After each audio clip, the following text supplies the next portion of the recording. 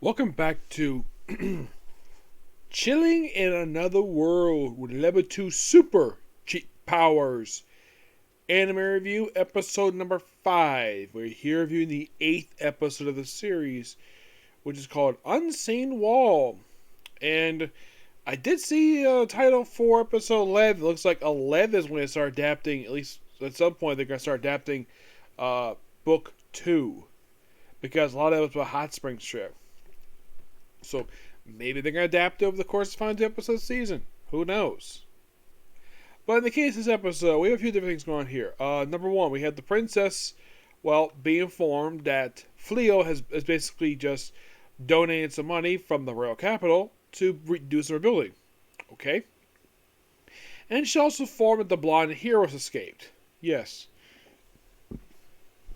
And we see the blonde hero where he has stole a bottomless bag where he has some water and this treasure chest, which is a shovel, and it makes a big hole, and he tries to escape out of the hole later after escaping guards.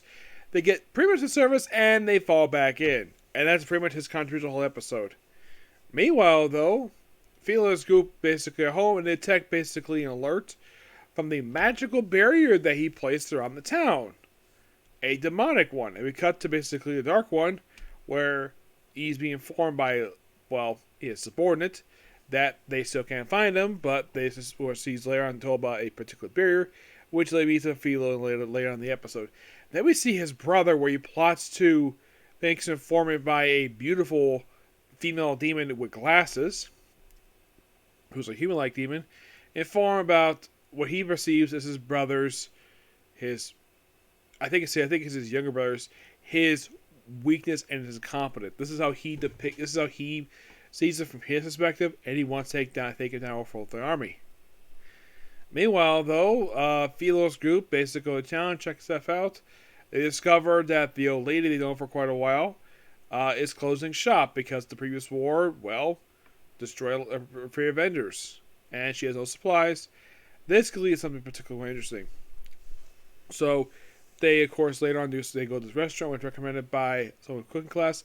And, of course, also this whole thing with Barisha, where the whole thing with her is you first see her, she gets a dream, where she's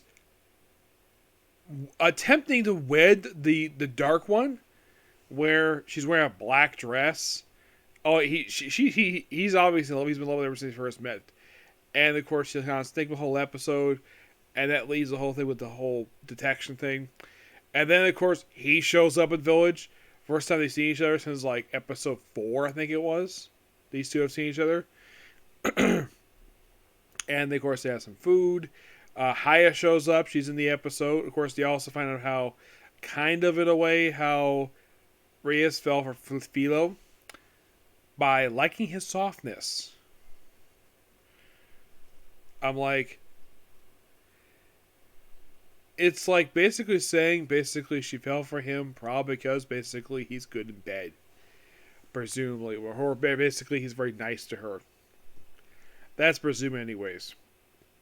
But, yeah, and of course they go off and, they all go home.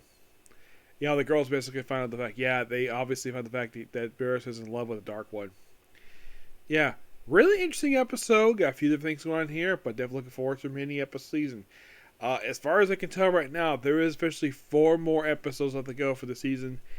And and that's it. Just 4 more. And this is finished by July 1st. The same day as Teresa Munchie Movement Fantasy. Okay? And with that, I'm caught up with the anime. For now, until tomorrow. But next up is Deca Ranger.